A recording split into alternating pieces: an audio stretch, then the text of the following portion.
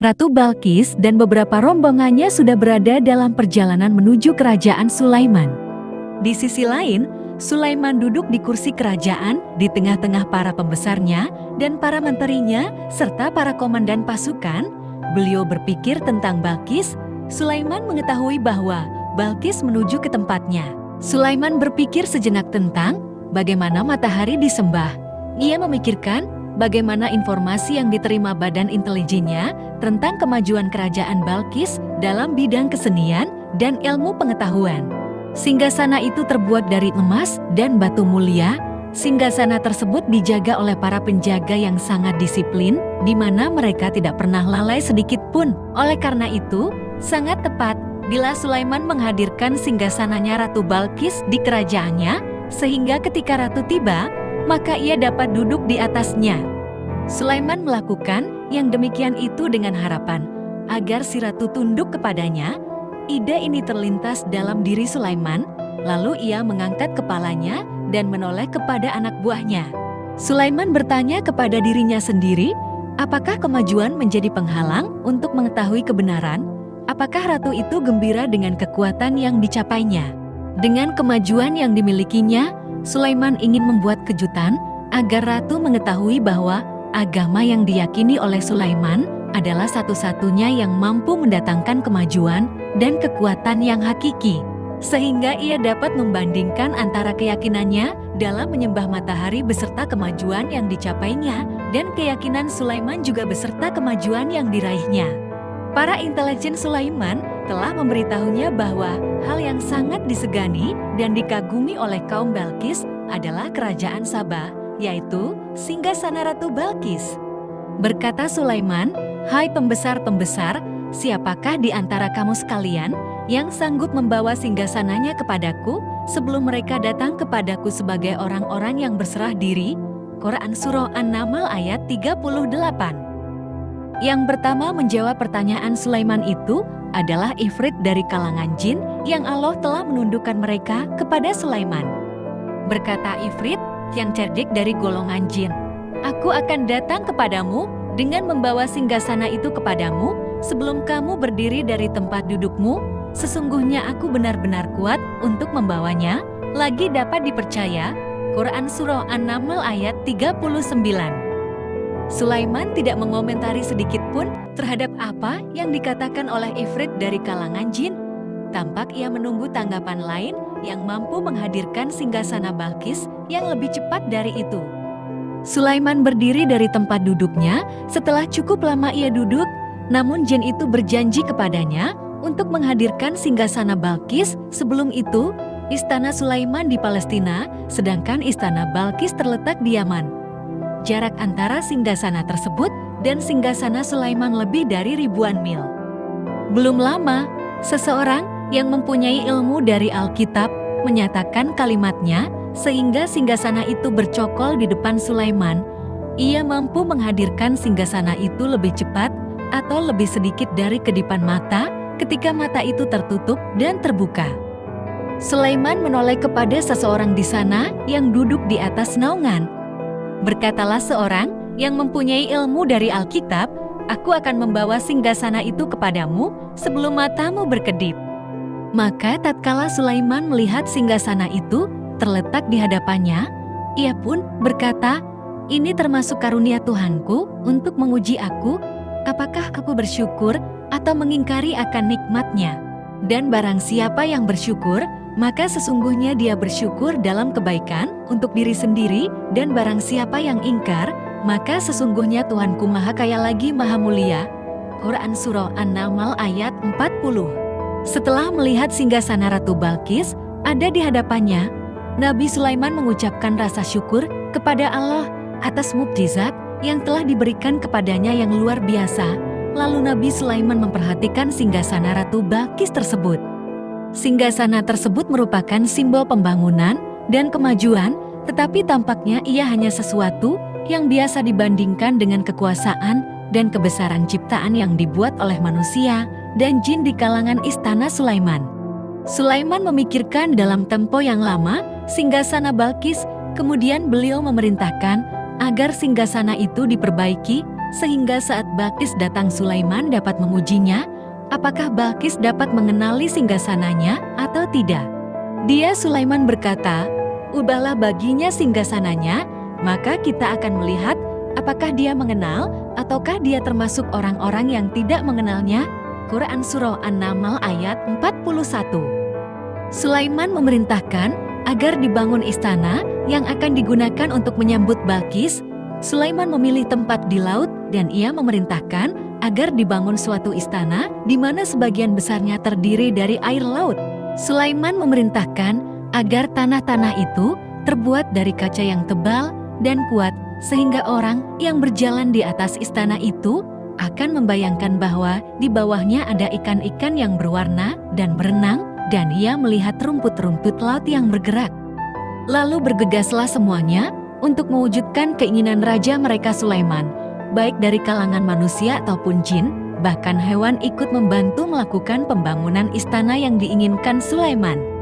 Akhirnya, selesailah pembangunan istana itu dengan begitu cepat. Lantainya terbuat dari kaca, saking bersihnya kaca itu, tampak seperti tidak ada kaca yang menutupi lantai tersebut. Hudhud memberitahu Sulaiman bahwa Balkis telah sampai di dekat kerajaannya. Penghuni istana pun bersiap-siap menyambut kedatangan ratu dan rombongannya. Kemudian Balkis sampai istana Sulaiman. Al-Quran tidak menyebutkan keadaan Sulaiman saat menyambut Balkis, namun Al-Quran justru menunjukkan dua sikap Balkis. Pertama, bagaimana sikap Balkis ketika pertama kali melihat singgasananya yang datang mendahuluinya, padahal ia telah meninggalkan pengawalnya untuk tetap setia menjaga singgasana itu. Kedua, keadaannya di depan tanah istana yang penuh dengan permata yang berenang di bawahnya ikan-ikan. Dan ketika Balkis datang, ditanyakanlah kepadanya, "Serupa inikah singgasanamu?" Dia Balkis menjawab, "Seakan-akan singgasana ini singgasanaku. Kami telah diberi pengetahuan sebelumnya, dan kami adalah orang-orang yang berserah diri." Quran Surah An-Naml ayat 42. Ayat tersebut menggambarkan kondisi dialog antara Sulaiman dan Balkis. Balkis melihat singgasananya, dan ia tercengang saat mengetahui bahwa itu adalah singgasananya. Namun ia kemudian mulai ragu karena melihat tidak sepenuhnya itu seperti singgasananya. Balkis masih bertanya-tanya dalam dirinya, jika itu benar-benar singgasananya, lalu bagaimana ia datang mendahuluinya, dan bila bukan singgasananya, maka bagaimana Sulaiman dapat meniru semirip dan seteliti ini? Sulaiman berkata saat melihat Balkis mengamati singgasananya, "Apakah ini singgasanamu?" Setelah mengalami kebingungan sesaat, Balkis menjawab, "Sepertinya benar." Sulaiman berkata, "Kami telah diberi ilmu sebelumnya, dan kami sebagai orang-orang Muslim." Melalui pernyataannya itu, Sulaiman ingin mengisyaratkan kepada Balkis agar ia membandingkan antara keyakinannya beserta ilmu yang dicapainya dan keyakinan Sulaiman yang Muslim beserta pengetahuan yang diraihnya. Penyembahan terhadap matahari dan pencapaian ilmu yang dicapai oleh Balkis tampak tidak ada apa-apanya dibandingkan dengan ilmu Sulaiman dan keislamannya. Sulaiman telah mendahuluinya dalam bidang ilmu karena keislamannya. Karena itu, sangat mudah baginya untuk mengungguli Balkis dalam ilmu-ilmu yang lain. Ratu Saba itu mengetahui bahwa ini adalah singgasananya, di mana singgasana itu datang lebih dahulu daripada dirinya. Beberapa bagian dari singgasana itu telah diubah. Saat Balkis masih berjalan menuju tempat Sulaiman, ia berpikir, kemampuan apa yang dimiliki oleh Nabi Sulaiman? Balkis tercengang melihat apa yang disaksikannya, yang merupakan buah dari keimanan Sulaiman dan hubungannya dengan Allah. Bergoncanglah dalam benak Balkis ribuan hal.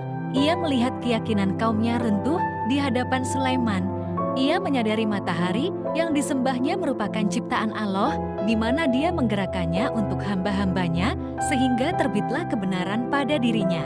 Hatinya diterangi oleh cahaya baru yang tidak akan tenggelam seperti tenggelamnya matahari. Masa keislamannya hanya menunggu waktu.